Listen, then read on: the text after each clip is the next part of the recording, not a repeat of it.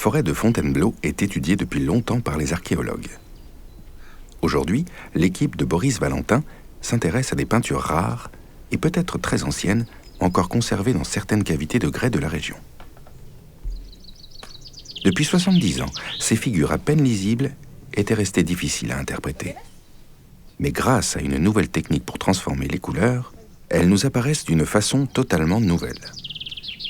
Autour de cette redécouverte, qui a conduit à inviter l'archéologue espagnol Juan Luis López, c'est tout un réseau de professionnels et d'amateurs qui se mobilisent pour mieux comprendre l'histoire de la forêt et de ses occupants. L'abri que nous allons visiter était autrefois une grotte profonde de 25 mètres sous une large dalle de grès. Au Mésolithique, elle a été occupée par les derniers chasseurs-cueilleurs de nos régions.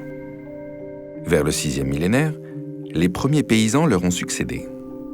Enfin, au 2e millénaire, l'abri a été à nouveau occupé par des hommes de l'âge des métaux. Mais au 19e siècle, le grès est exploité tout autour de la grotte. En 1870, elle est détruite par 2 des derniers carriers afin de faire des pavés. Depuis, les archéologues s'intéressent au site, dont il ne reste que le fond. C'est là que la peinture a été découverte en 1949. Plusieurs chercheurs ont tenté de l'interpréter, sans parvenir à l'attribuer de façon certaine à l'une des occupations de la grotte. C'est l'archéologue amateur Michel Ray, membre d'une association qui participe aux recherches, qui a ouvert une nouvelle piste. Je venais en tant que prospecteur, principalement pour les abris gravés, les abris rochers. Et donc par curiosité, je suis venu voir cette peinture et j'ai pris des photos. Alors effectivement, les photos, on voit pas grand-chose. J'aime bien bidouiller sur Photoshop et tout. J'ai dit tiens, peut-être qu'avec des filtres, on pourra faire apparaître davantage ce fameux cerf. Je ne savais pas que c'était un cerf, justement, à l'époque. Et donc effectivement, avec Photoshop, j'ai déjà réussi à faire apparaître pas mal de choses. Et j'ai eu connaissance de l'utilisation du logiciel Distretch. Donc j'ai téléchargé et là je l'ai appliqué et là effectivement j'ai aperçu qu'il y a plein de choses qui sont apparues. L'outil Distretch repose sur la transformation des couleurs. Pour comprendre son principe, il suffit de penser que les couleurs d'une image peuvent être représentées dans un espace à 3 dimensions. Le rouge, le vert et le bleu correspondent ici aux 3 axes. Les valeurs de rouge, de vert et de bleu de chaque pixel lui donnent donc une position dans cet espace de couleurs. L'ensemble de tous les points de l'image forme alors un nuage. En étirant le nuage selon un ou plusieurs axes, on exagère le contraste. C'est ce que Michel Ray pouvait faire au départ avec Photoshop. Mais ce contraste ne tient pas compte de l'orientation du nuage qui se trouve étiré de travers. En écartant certains pixels, le contraste en rapproche d'autres et brouille l'information. John Harman, l'auteur de Distretch, a eu l'idée de détecter d'abord les 3 principales directions du nuage. Il utilise pour cela une méthode appelée analyse en composantes principales. Le nuage peut alors être étiré dans chacune de ces 3 directions, ce qui donne une meilleure séparation entre les informations de couleur de l'image. Une fois cette séparation obtenue, on peut encore tourner le nuage de différentes façons dans l'espace de couleurs afin de faire ressortir tel ou tel aspect de l'image. Et voilà donc le traitement qu'a fait Michel. Et donc il a extrait de cette paroi très altérée une image qui est très lisible.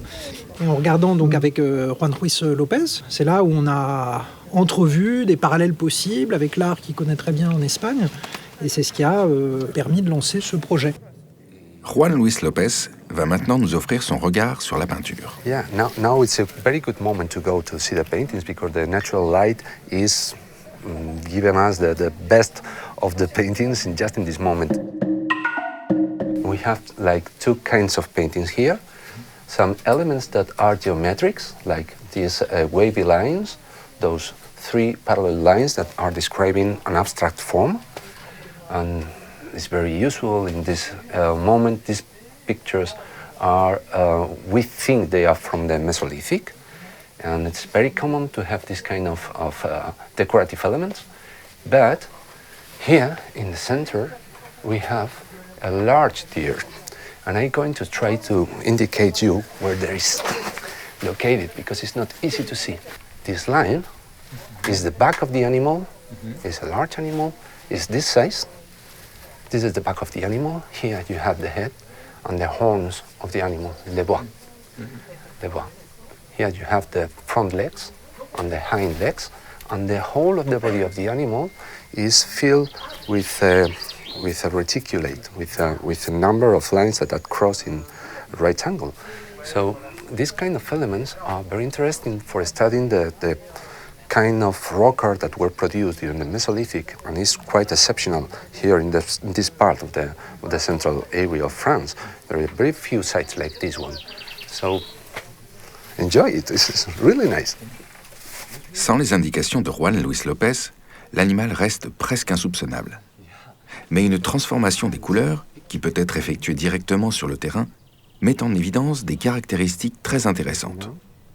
Les lignes réticulées qui remplissent le corps de l'animal ne ressemblent à rien de connu, excepté peut-être dans l'art des derniers chasseurs de la péninsule ibérique, dont l'archéologue est spécialiste.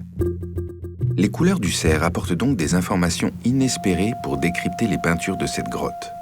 Et peut-être, si leur ancienneté se confirme, poser un nouveau jalon dans l'histoire des hommes au Mésolithique. Comme sur les autres sites qu'ils étudient, les archéologues numérisent en 3 dimensions ce qui reste de l'abri, afin d'en conserver une image très fidèle pour l'étude ainsi que pour l'avenir. Les données recueillies sur le terrain ont ensuite été exploitées.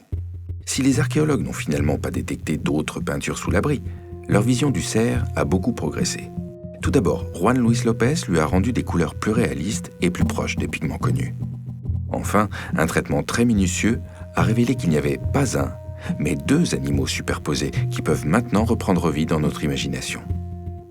Le reste de cette histoire est encore à écrire, mais en dessinant l'abri, je pensais aux peintres de Barbizon et à tous les humains qui ont su voir et protéger la forêt hier et aujourd'hui.